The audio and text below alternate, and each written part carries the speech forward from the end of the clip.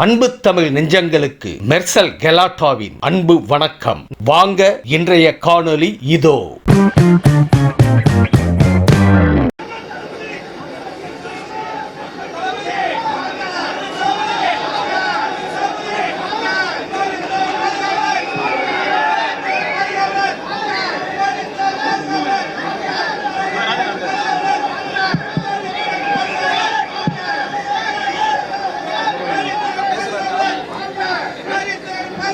அனைவருக்கும் வணக்கம்.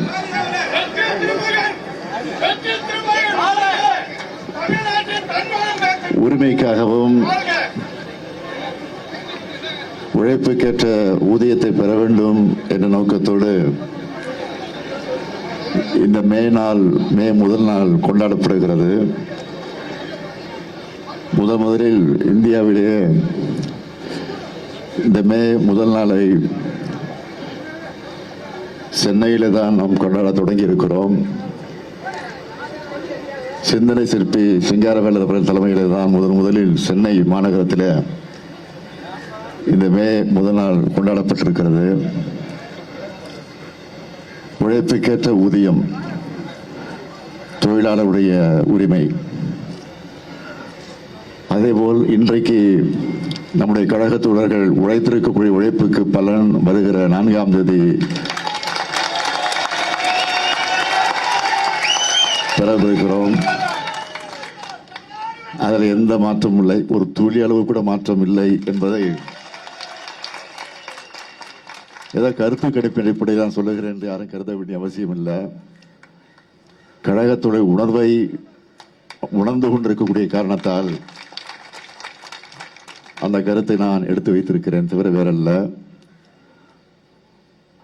ஆக அதே நேரத்தில் இன்று மே முதல் நாளை இன்றைக்கு தொழிலாளருக்குரிய அந்த மரியாதையை, மதிப்பை, அவருடைய உரிமையை இன்றைக்கு கொண்டாடக்கூடிய வகையில் இந்த நாளை கொண்டாடி கொண்டிருக்கிறோம். மே முதல் நாள் பேரறிஞர் அண்ணா அவர்கள் முதலமைச்சராக பொறுப்பேற்றவுடன்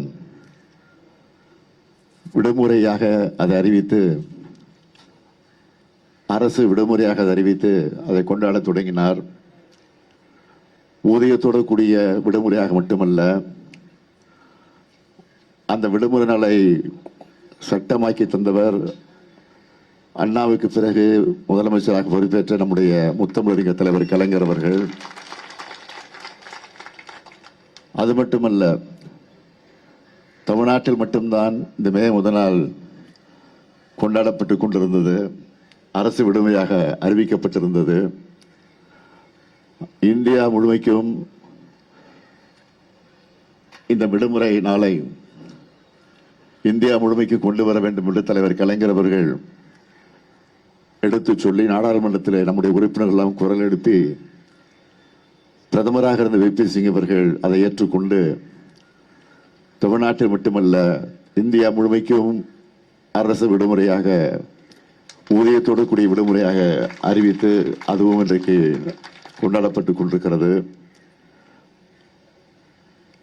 இன்னும் ஒரு 2-3 நாட்களில்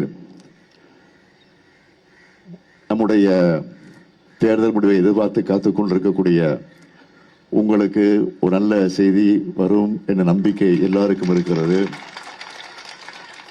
இந்த சூழ்நிலையில் நான் தெரிவித்துக் கொள்ள விரும்புவது, எல்லாருக்கும் எல்லாம் என்ற தத்துவத்தோடு தான், அந்த கொள்கையோடு தான் நாம் ஆட்சியை நடத்தி கொண்டிருக்கிறோம்.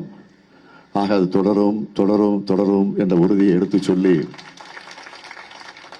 இந்த மேதின நினைவு பூங்காவை தலைவர் கலைஞர் அவர்கள் தான் உருவாக்கி தந்திருக்கிறார்கள். இந்த பூங்காவில் அமைக்கப்பட்டிருக்கக்கூடிய நினைவு சின்னத்தையும் தலைவர் கலைஞர் அவர்கள் தான் உருவாக்கி தந்தது மட்டுமல்ல, அது எப்படி அமைய வேண்டும் என்று பல முறை இந்த இடத்திற்கு நேரடியாக வந்து அதையெல்லாம் சரி செய்து அதை உருவாக்கி தந்திருக்கிறார்கள். எதற்காக இதை குறிப்பிட்டு சொல்கிறேன் என்று சொன்னால், தொழிலாளர்கள் மீது, தொழிலாளர் உரிமை மீது எந்த அளவுக்கு தலைவர் கலைஞர் அவர்கள் நம்பிக்கை வைத்திருந்தாரோ அந்த நம்பிக்கைக்கு பாத்திரமாக நான் மட்டுமல்ல, நாம் அனைவரும் ஒன்றிணைந்து பாடுபடுவோம், பணியாற்றுவோம், உழைப்போம் என்று சொல்லி விடைபெறுகிறேன். நன்றி, வணக்கம்.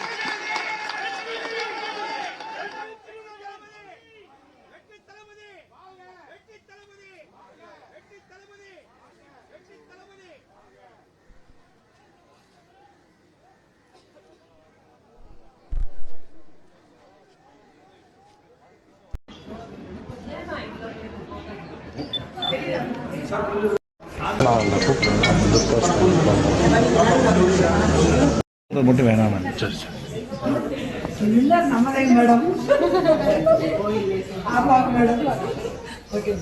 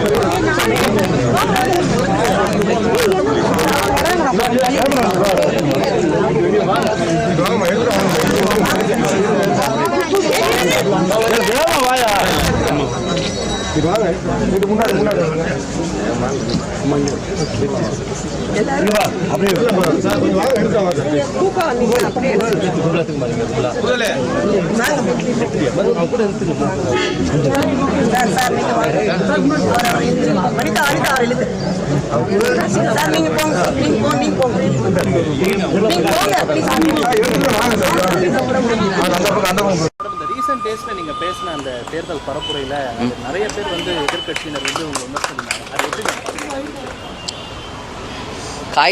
காய்ந்த மரம் தான் கல்லடிப்படும். சரிங்களா? நான் வந்து விமர்சனங்களை அதான் இதுக்கும் நான் வந்து சேர்த்து 4ஆம் தேதி பதில் சொல்றேன். சரிங்களா?